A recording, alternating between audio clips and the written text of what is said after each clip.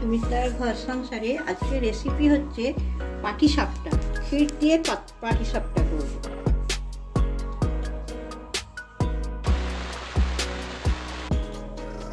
আমি দুধটাকে জাল দিয়ে নেবো, গাঢ় করে নেবো। আমি জল দিয়ে দিলাম একটুখানি, আটকে যাবে বলে।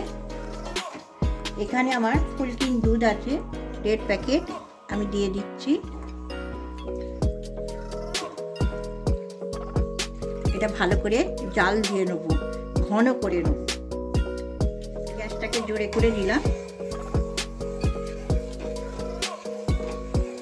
সমানে এরকম নাড়িয়ে যাব। গাঢ় যতক্ষণ না হচ্ছে ততক্ষণ আমি নাড়িয়ে যাব। A few moments later. গাঢ় হয়ে গেছে।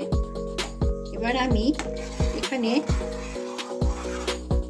চিনি ব্যবহার করছি, 1/2 কাপ চিনি, মানে আমার এখানে 50 গ্রাম চিনি আছে।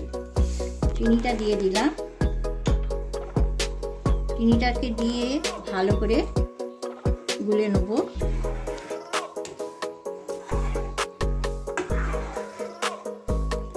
আমি এখানে কোনো ছোট এলাচ ব্যবহার করব না। দিয়ে দিচ্ছি 100 গ্রাম। পাটালিটা যতক্ষণ না গুলে যাচ্ছে ততক্ষণ আমি এটাকে ভালো করে নেড়ে যাব।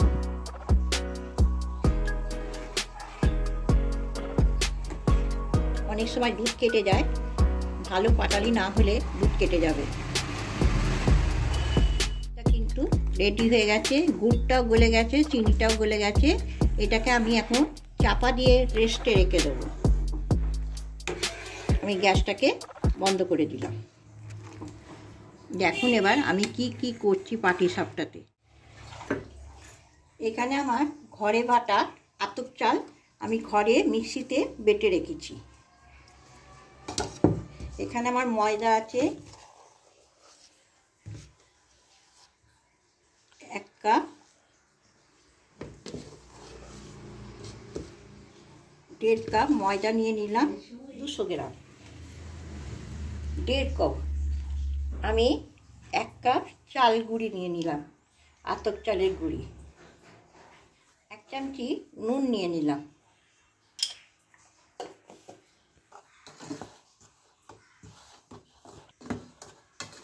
আমি নুনটা, চাল গুঁড়িটা, ময়দাটা ভালো করে মিশিয়ে নিলাম। জল দিয়ে ব্যাটারটা গুলে নেব। 1 কাপ পুরো আমার জলটা দিয়ে দিলাম।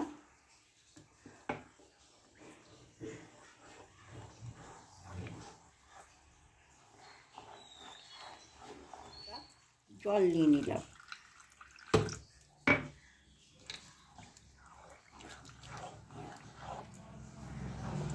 অনেকে দুধ দিয়েও গোলে, কিন্তু আমি দুধেতে দেবো বলে পাটিসাপটা, ওই জন্য দুধ দিয়ে গুললাম না, জল দিয়ে গুললাম। গোলা হয়ে গেছে। আমি আর একটু, আমার 2 কাপ জল লাগবে। এরম ব্যাটারটা থাকবে। এবার আমি চাপা দিয়ে 1 ঘন্টা রেখে দিলাম। আমি অনেকবার ভিডিওতে দেখেছি সন্দেশ করা। এখানে আমি ক্ষীর করে রেখেছি। আমি পাটিসাপটার জন্যে ফুলকিন দুধ থেকে দুধ নিয়ে ক্ষীর মেরে রেখেছি, এতে আমি দেবো পাটিসাপটাতে। আমি চাটুটা চাপে দিয়েছি, একটু তেল মাখিয়ে রেখেছিল, ভালো করে তেতে যাবে, তারপর আমি দেবো। এটা গরম হয়ে গেছে। এবার আমি 1 হাতা করে পাটিসাপটার জন্য দিয়ে দিলাম। বেশি বড় করব না, আমি পাতলা করে করব।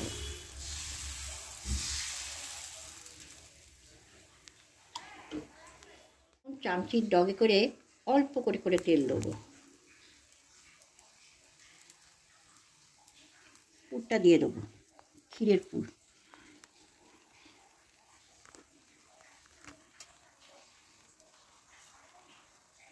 এবার আমি সাইড করে মুড়ে দেবো।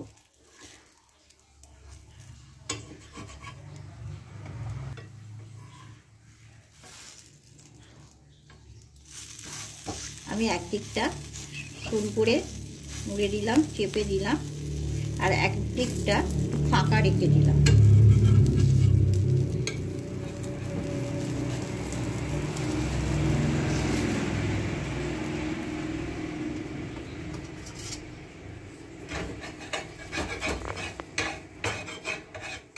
উনি দেবো, ভালো করে নেড়ে নেড়ে দেবো। আবার এক হাতা দিয়ে দিচ্ছি, আস্তে করে নেড়ে দেবো।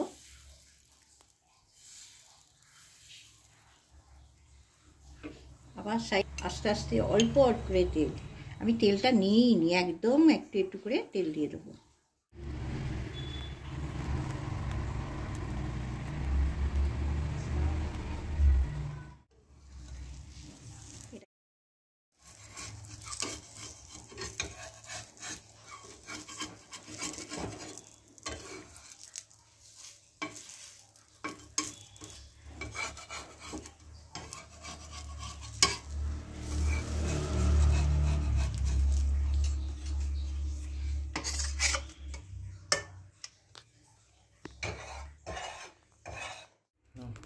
এবার আমি এটা পাটিসাপটার ওপরে দুধটা মেরে রেখেছিলাম, জাল দিয়ে রেখেছিলাম ঘন করে, এবার আমি এটাতে দিয়ে দেবো।